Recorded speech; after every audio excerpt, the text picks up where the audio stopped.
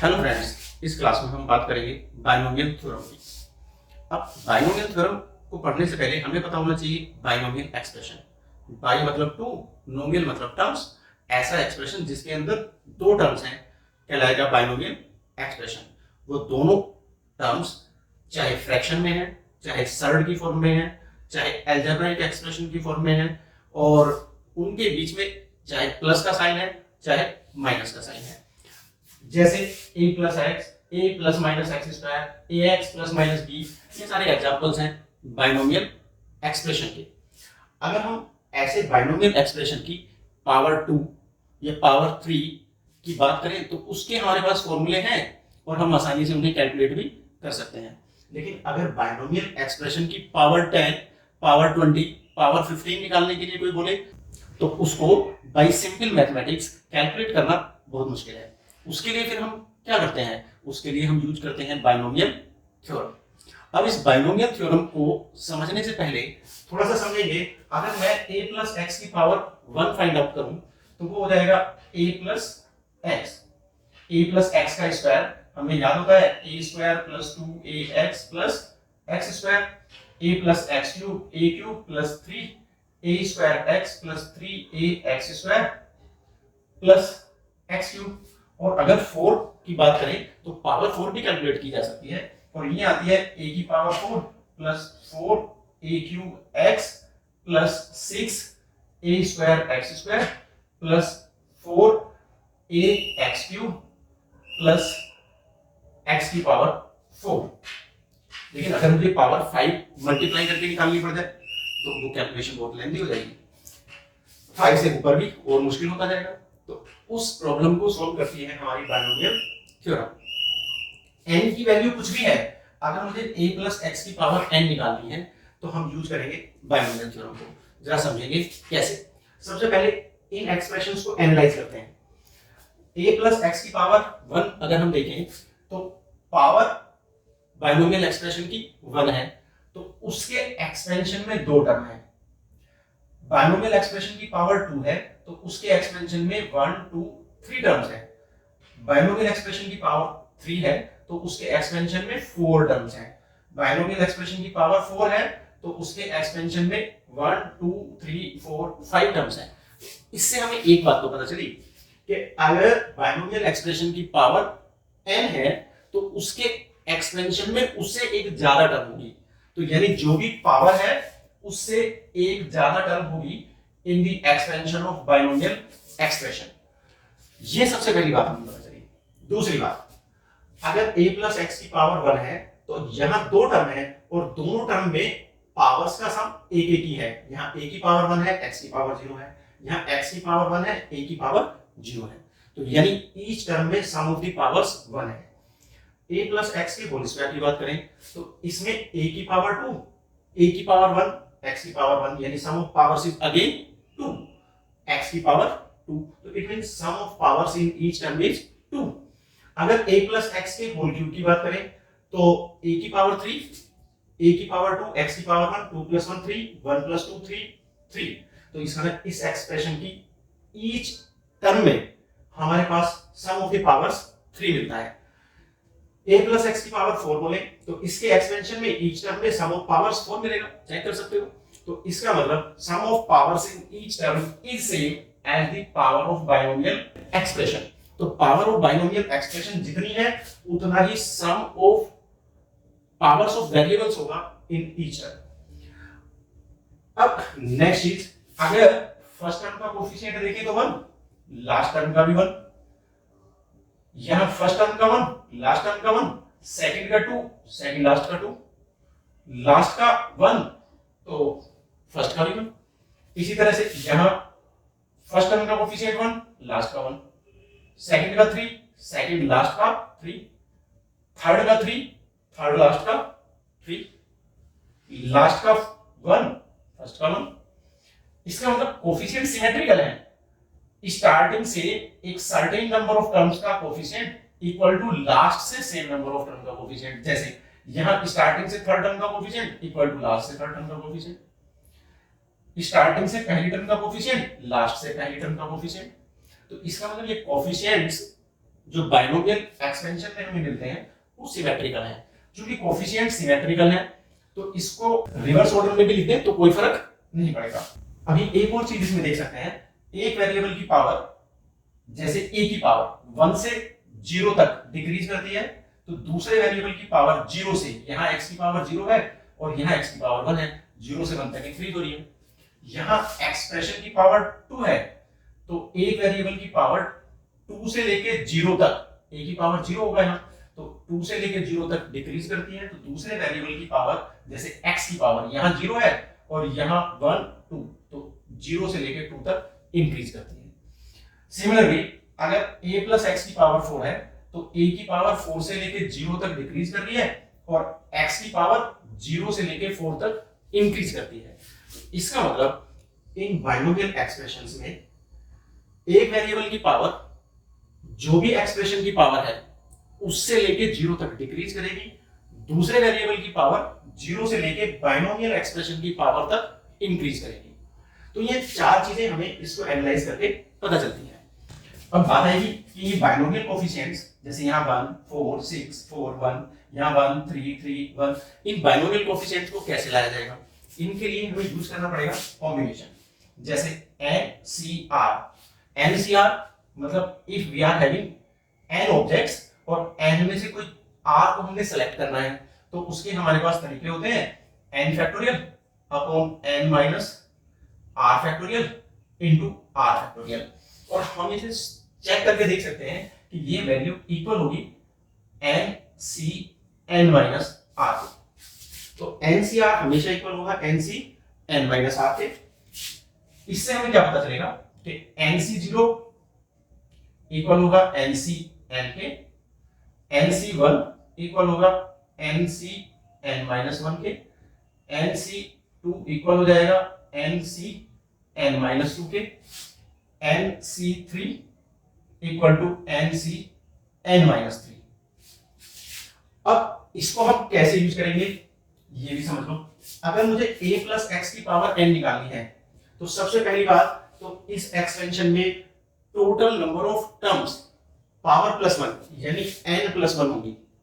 अगर total number of terms n plus 1 होगी तो उसके साथ हमें क्या समझ में आना चाहिए कि एक वेरिएबल की पावर जैसे a की पावर n से लेके 0 तक घटेगी। अब n से लेके 0 तक कितने नंबर हो गए? n प्लस 1, तो a की पावर n से लेके 0 तक घटेगी तो x की पावर 0 से लेके n तक बढ़ेगी। इसका उल्टा भी कर सकते हो क्योंकि सिमेट्रिकल है भाई। तो ऐसा भी कर सकते हो कि x की पावर n से लेके 0 तक घटा दो, a की पावर 0 से लेके n तक बढ़ा दो। बात आएंगे उसके कोफिशिएंट्स कहां से आएंगे? उसके कोफिशिएंट्स आएंगे NC0 NC1 NC2 कहां तक? NCn तक, NCn तक। इसका मतलब अगर मैं इस बाइनोमियल एक्सपेंशन को लिखना चाहूं तो देखो जरा कैसे। पहली टर्म का कोफिशिएंट हो जाएगा NC0, पहली टर्म है लेकिन 0 आया इसमें, और a की पावर n माइनस 0 यानी n, और x की पावर ये नीचे वाला 0 प्लस दूसरी टर्म लिखूं तो NC1 a की पावर n माइनस 1 यानी एक कम कर देनी है और x की पावर ये 1 एक बढ़ जानी है, प्लस NC2 a की पावर n माइनस 2 और x की पावर 2 यानी a की पावर इन दोनों का डिफरेंस और x की पावर ये 2 प्लस सो। अगर हम जनरल टर्म लिखें तो जनरल टर्म हम RF टर्म भी ले सकते हैं, R प्लस 1 टर्म भी ले सकते हैं। दोनों ही टर्म मैं लिख के दिखा देता हूं। अगर मुझे RF टर्म लिखनी है तो RF टर्म का मतलब सबसे पहले बाइनोमियल कोफिशिएंट क्या होगा? NC। पहली टर्म में 0 है, दूसरी में 1 है, तीसरी में 2 है, तो अगर मैं RF टर्म बोलता हूं तो यहां R माइनस 1 हो जाएगा, तो NC R माइनस 1 तो बाइनोमियल कोफिशिएंट हो जाएगा। फिर a की पावर क्या होगी? a की पावर n माइनस दिस, जब n में से इसको माइनस करूंगा तो ये माइनस और ये प्लस, तो n माइनस r प्लस 1, और x की पावर ये r माइनस 1, तो ये तो हो जाएगी सीधी RF term. But generally book वाले RF टर्म को जनरल टर्म नहीं मानते हैं, तो वो r प्लस 1 को जनरल टर्म मान लेते हैं। अगर r प्लस 1 टर्म निकालें तो r प्लस 1 में से 1 माइनस करूंगा तो r यहाँ नीचे रह जाएगा और ऊपर रहेगा n, तो NCR ये हो जाएगा बाइनोमियल कोफिशिएंट। पहले टर्म में 1 माइनस 1 यानी 0, दूसरे में 2 माइनस 1 यानी 1, तीसरे में 3 माइनस 1 यानी 2, rth में r माइनस 1, और अगर r प्लस 1 टर्म बोलूं तो r प्लस 1 माइनस 1 यानी r, तो NCR होगा हमारा बाइनोमियल कोफिशिएंट, और a की पावर हो जाएगी n माइनस r और x की पावर हो जाएगी r प्लस सो अगर मैं इसकी थर्ड लास्ट टर्म लिखूं, थर्ड लास्ट, तो पहले टर्म का कोफिशिएंट NC0, दूसरे का NC1, तीसरे का NC2, अब NC2 थर्ड टर्म का कोफिशिएंट है तो यहां हो जाएगा NCn-2 थर्ड लास्ट टर्म का कोफिशिएंट, और a की पावर हो जाएगी n माइनस n प्लस 2 यानी a की पावर हो जाएगी 2 और x की पावर हो जाएगी ये n-2 plus second last term लिखूं तो सेकंड लास्ट टर्म का कोफिशिएंट NC1, और जितना NC1 उतना ही होगा NCn-1, और ये a की power n minus n plus 1 यानी a की पावर 1 और x की power n-1 plus last term उसका बाइनोमियल कोफिशिएंट NCn, a की पावर n-n मतलब 0 और x की पावर ये नीचे वाला n। तो इस तरह से ये हमें मिल जाएगी बाइनोमियल थ्योरम। अब इस बाइनोमियल थ्योरम को यूज करके हम a प्लस एक्स यानी बाइनोमियल एक्सप्रेशन की कोई भी पावर डिटरमाइन कर सकते हैं। यहां हमें पता होना चाहिए कि ये NC0 या NCn इसकी वैल्यू होती है 1, ये NC1 या NCn-1 इसकी वैल्यू होती है n। कैलकुलेट कर सकते हो तुम इस फॉर्मूले को लगा के। NC2 या NCn-2 इसकी वैल्यू हो जाती है n-1 अपॉन 2 फैक्टोरियल। NC3 या NCn-3 इसको बोले तो ये हो जाएगा n-1 डिवाइडेड बाय 3 फैक्टोरियल। तो इनकी वैल्यूज को हम बाद में पुट करके और बाइनोमियल कोफिशिएंट्स डिटरमाइन कर सकते हैं। अब जरा देखो, अगर मैं इसको अप्लाई करके देखूं a प्लस एक्स की पावर 7 के लिए, तो n के बजाय 7 हो गया, तो इसका मतलब इसके एक्सपेंशन में टोटल टर्म्स होंगी 7 प्लस 1 यानी 8। अगर 8 टर्म्स के एक्सपेंशन में होंगी तो वो कौन कौन सी होंगी निकाल लेते हैं। 7C0 पहले टर्म का कोफिशिएंट, a की पावर 7 माइनस 0 यानी 7 और x की पावर 0 नहीं लिखते हैं, x की पावर 0 विल बी 1। दूसरा 7C1 coefficient of second term and a की पावर 7 माइनस 1 यानी 6, x की power 1 plus coefficient of third term 7C2 a की पावर 7 माइनस 2 यानी 5 और x की पावर 2, 7C3 a की पावर 7 माइनस 3 यानी 4 एंड x की power 3 plus 7C4 will be coefficient a की पावर 7 माइनस 4 यानी 3 और x की power 4 plus next term coefficient will be 7C5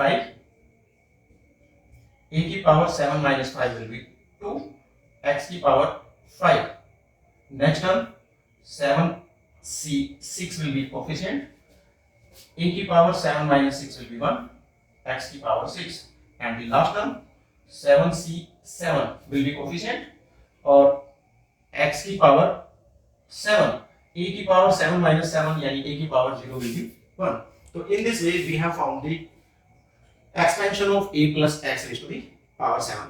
ऐसे ही किसी भी पावर का एक्सपेंशन बाइनोमियल एक्सप्रेशन के केस में आप फाइंड कर सकते हैं। इनकी values 7C0 1, 7C1 7, 7C2 7 into 6 upon 2, 7C3 7 into 6 into 5 upon 3 factorial यानी 6, ऐसे निकलती चली जाएंगी। अब 7C3 के बाद 7C4 को निकालने की जरूरत नहीं है, तो 7C3 की वैल्यू हुई 7C4 की वैल्यू, जो 7C2 की वैल्यू हुई 7C5 की वैल्यू, क्योंकि 7 minus 5 is 2 and we know NCR is equal to NCn minus R। तो पहली दो एक्सरसाइजेस आप सोल्व कर सकते हैं इस इंफॉर्मेशन से। जैसे पहली एक्सरसाइज में आपसे पूछेगा total number of terms in the expansion of this binomial expression, तो सीधे पावर प्लस 1 जितनी भी पावर बाइनोमियल एक्सप्रेशन की है उसमें एक जोड़ दो total number of terms in the expansion आ जाएगी। अगर तुमसे एक्सपेंशन कराता है तो आप इस तरह से एक्सपेंशन कर सकते हैं।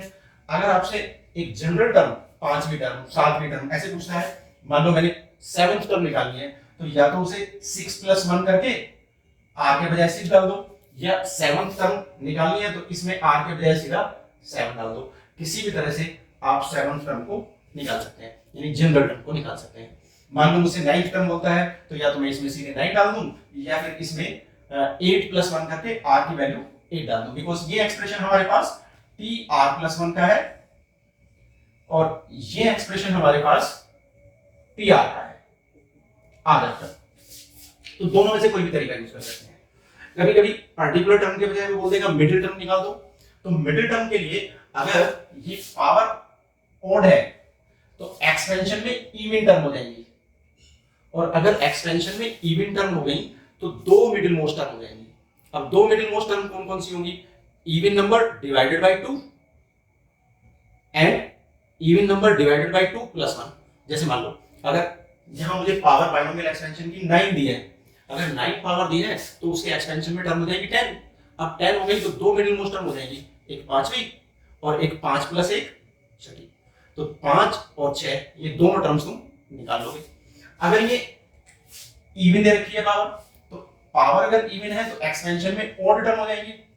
अगर ओड टर्म हो जाएगी तो जो भी हमारा ओड नंबर है उसमें 1 ऐड कर देना है divided by 2, that will give us the middle most term. जैसे मान लो यहां बाइनोमियल एक्सपेंशन की पावर 10 दी है, तो इसका मतलब एक्सपेंशन में टोटल नंबर ऑफ टर्म्स हो जाएंगी 10 + 1 11, और 11 अगर टर्म होगी तो मिडिल मोस्ट टर्म निकालने के लिए 11 में 1 ऐड कर दो 12 डिवाइडेड बाय 2, यानी 6th टर्म हो जाएगी मिडिल मोस्ट टर्म। तो इस तरह से मिडिल मोस्ट टर्म भी इसमें हम आसानी से निकाल सकते हैं। अब हम अभी तक जो हमने कुछ सीखा उसको एक एग्जाम्पल की हेल्प से अप्लाई करके देखते हैं। जैसे मेरे पास एक एग्जाम्पल लिया मैंने, 3x² - 1/3x मेरा बाइनोमियल एक्सप्रेशन, और इसके ऊपर पावर है 9। इस 3x² - 1/3x की पावर 9 के एक्सपेंशन में मुझे निकालनी है 4th टर्म, एक ऐसी टर्म जो इंडिपेंडेंट ऑफ x है, यानी जिस टर्म में x नहीं है। एक निकालनी है मिडिल मोस्ट टर्म, और लास्ट में कोफिशिएंट ऑफ x की पावर 6। तो इस तरह के पॉसिबल क्वेश्चंस तुम्हें एक्सरसाइजेस में मिल सकते हैं। बात है कि इस तरह के क्वेश्चंस को हमने कैसे सॉल्व करना है, तो जरा समझेंगे क्या करेंगे इसके लिए। सबसे पहले 4th टर्म देखें, तो हमने समझा कि 4th टर्म निकालने के लिए हम इसे 3 + 1th टर्म भी बोल सकते हैं और सीधे 4th टर्म भी बोल सकते हैं। अगर मान लो मैं इसको tr+1 वाली बात लेता हूं, क्योंकि जनरली बुक्स में tr+1 यानी r+1th टर्म ही जनरल टर्म दी है। अगर हम r+1 वाली बात को यूज करके देखें तो tr+1 हमारे पास एक्सप्रेशन है NCr, और फर्स्ट वेरिएबल यानी a की पावर n - r और x की पावर r। अगर हम इस जनरल टर्म के एक्सप्रेशन को अप्लाई करते हैं तो यहां 4th टर्म के लिए t4 = t3+1, because 4 will be 3+1, तो it means r will be 3 and n will be 9। तो n को 9 यूज करना है, r को 3 यूज करना है, और बस फॉर्मूला अप्लाई कर देना है। This is equal to 9c3 a⁻n - r। a का काम यानी फर्स्ट टर्म, यानी 3x² raised to 9 - 3 into second term -1/3x, and this will be having a power equal to 3. First term raised to the power 9 - 3 यानी n - r, second term raised to the power r यानी 3। और अब यहां देखो हमने जो binomial expansion देखा था उसमें a + x की पावर n था, क्योंकि यहां हमने प्लस लिया था, लेकिन हमारे गिवन क्वेश्चन में -1/3x है, तो हमने इसको विद साइन यूज करना है, जिससे वो टर्म्स जिनमें सेकंड टर्म की पावर ओड होगी वो सारी टर्म्स हो जाएंगी नेगेटिव, और जिनमें सेकंड टर्म की पावर इवन होगी वो सारी टर्म्स हो जाएंगी पॉजिटिव। अब जरा देखें इसको सोल्व करके। 9c3 बोलें तो 9c3 हो जाएगा 9 इंटू 8 इंटू 7 इंटू 6 फैक्टोरियल, यानी ये हो गया 9 फैक्टोरियल डिवाइडेड बाई 9 माइनस 3 यानी 6 फैक्टोरियल और इंटू 3 फैक्टोरियल। तो चूंकि मुझे पता था 9 माइनस 3 मुझे 6 फैक्टोरियल देगा, तो इसलिए मैंने 9 को 6 फैक्टोरियल तक लाके एक्सपेंड किया और उसके बाद ऐसा छोड़ दिया। अब ये 6 फैक्टोरियल से खत्म हो जाएगा और इनटू मेरे पास जो बचेगा 3 raise to the power 6 into x raise to the power 12 minus 1 raise to the power 3 will give us -1। तो यहां एक माइनस साइन सामने पुट कर देते हैं, divided by 3 raise to the power 3 and x raise to the power 3। now you can solve yourself what answer you are getting। now come to the next thing। अगर मुझे term independent of x चाहिए तो term independent of x निकालने के लिए क्या करना है, मान लेते हैं कि r plus 1 term he independent of x है। लेट r प्लस 1 टर्म यानी general term is independent of x। अगर ये टर्म इंडिपेंडेंट ऑफ x है तो सबसे पहले इसका एक्सप्रेशन निकालते हैं और इसमें जो भी पावर्स हमें मिलती हैं x की उनको इक्वल टू 0 डाल देंगे। इंडिपेंडेंट ऑफ x होने का मतलब x की पावर उस टर्म में 0 है। तो अगर हमने ऐसा माना r plus 1 term is independent of x, तो देन t r प्लस 1 क्या फॉर्मूला है हमारे पास, NCR का मतलब 9CR, बिकॉज बाइनोमियल एक्सप्रेशन की पावर हमारी कितनी है 9, तो 9 हमारा n का काम करेगा और इनटू फर्स्ट टर्म यानी 3x स्क्वायर की पावर 9 माइनस r और दूसरी टर्म यानी -1/3x इसकी पावर r। अब अगर यहां से हम देखें तो डायरेक्ट हमें दिखाई दे रहा है कि x की पावर 9 टू 18 माइनस 2r, तो यहां से आ जाएगी और x की पावर r यहां डिनोमिनेटर में आएगी।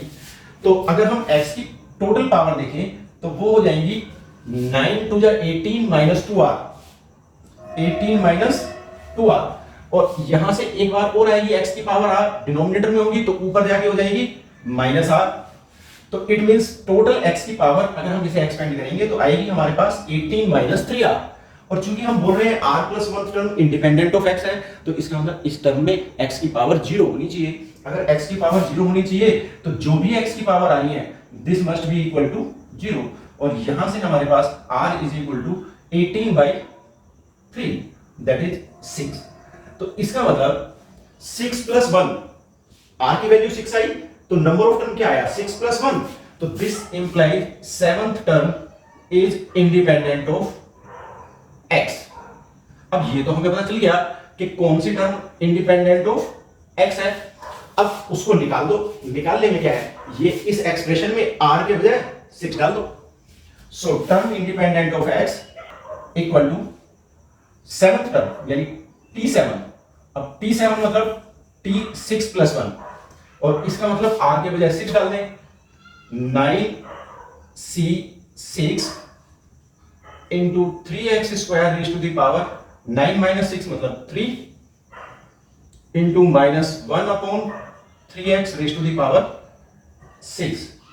अब हम इसे सॉल्व करें तो 9c6 9 फैक्टोरियल अपॉन 9 माइनस 6 मतलब 3 factorial into 6 factorial, 3 raise to the power 3 x raise to the power 6 -1 की पावर 6 हमें देगा एक पॉजिटिव नंबर तो प्लस रह जाएगा, और divided by 3 raise to the power 6 into x raise to the power 6।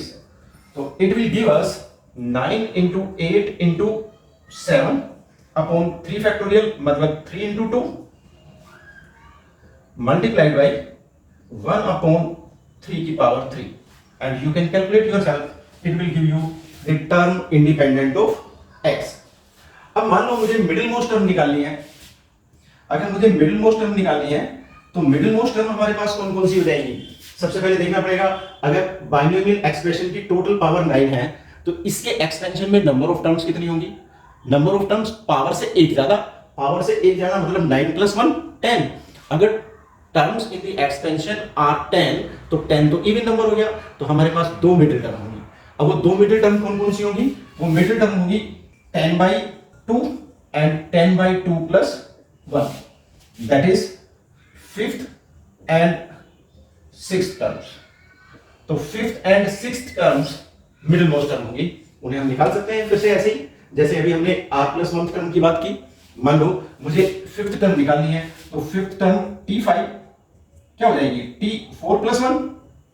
अगर t4 प्लस 1 हो गया तो इसका मतलब इस जनरल टर्म वाले एक्सप्रेशन में r की वैल्यू 4 डाल देनी है।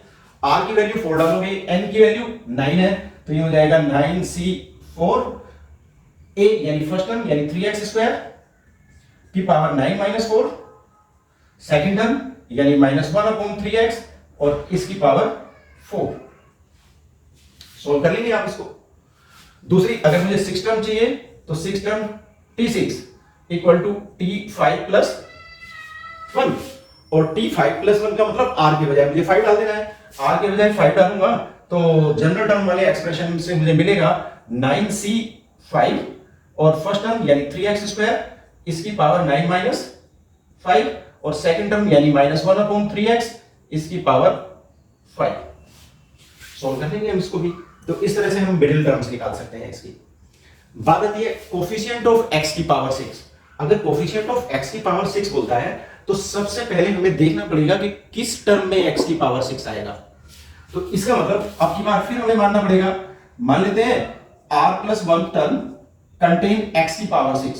तो r प्लस 1 टर्म हमने यहां निकाला था, r प्लस 1 टर्म के अंदर x की पावर हमारे पास टोटल आई थी कितनी?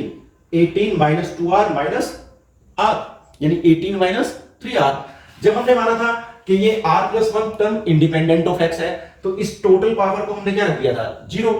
अब अगर हम बोल रहे हैं कि इस r प्लस 1 टर्म में x की पावर 6 है तो इस r प्लस 1 टर्म वाले एक्सप्रेशन से x की टोटल पावर्स कैलकुलेट की और इनको रख देंगे इक्वल टू 6। अगर मैं इसको इक्वल टू 6 रखता हूं तो 18 minus 3r it is the total power of x in the r plus 1 term, और 18 माइनस 3r को अगर मैं 6 लिखता हूं तो इसका मतलब 18 माइनस 6 12 इक्वल टू 3r और r is equal to 12/3 equal to 4। अब इससे हमें r की वैल्यू मिलती है 4। अगर r की वैल्यू 4 मिलती है तो यहां से देखें r प्लस 1 टर्म में थी x की पावर 6, तो इसका मतलब 4 प्लस 1 यानी फिफ्थ टर्म। तो this implies fifth term contain x to the power 6। अगर फिफ्थ टर्म में x की पावर 6 है तो फिफ्थ टर्म तो शायद हम पहले ही कैलकुलेट कर चुके हैं। फिफ्थ टर्म हमने यहां कैलकुलेट की थी मिडिल टर्म में। अगर यहां देखें तो 9 माइनस 4 इज 5, x स्क्वायर की पावर 5 यानी x की पावर 10, और यहां 1/x की पावर 4 यानी डिनोमिनेटर में x की पावर 4, ऊपर 10 है नीचे 4 है, डिवीजन में पावर सब्ट्रैक्ट होती है। 10 माइनस 4 इज 6, तो इसका मतलब फिफ्थ टर्म में श्योर है x की पावर 6 आएगा।